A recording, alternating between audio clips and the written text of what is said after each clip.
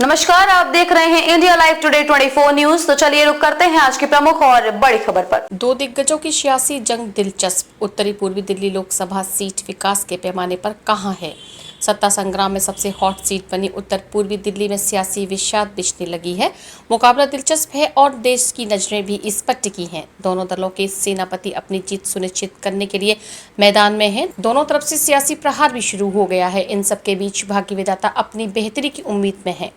देश की सबसे धनी बसावट वाले उत्तर पूर्वी दिल्ली संसदीय क्षेत्र में लोगों की जिंदगी ठहर सी गई है। कई इलाकों में अब तक विकास की रोशनी नहीं पहुंच सकी है, जबकि देश की संसद में यह महज 10 किलोमीटर दूर है।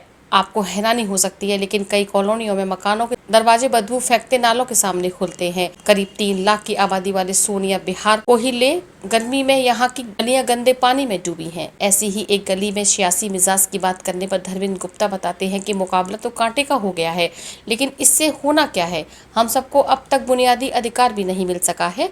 गलियां आप देख ही रहे हैं, दूसरी बुनियादी सुविधाएं भी नदारद है। बीते 3 दशकों में जब से यहाँ रहना हुआ है, सिवा सांसदों, विधायकों, पार्षदों के बदलते कुछ खास नहीं देखा। सरकारें भी इस बीच कई आई और चली गईं। अपनी दैनिक परेशानियों के बावजूद लोगों की चुनावों पर गहरी नजर है। सियासी सरगर्मी पर अपनी बदहाली का जिक्र करने के बाद असलम प्रधान बने चाव से सियासत पर चर्चा करते हैं।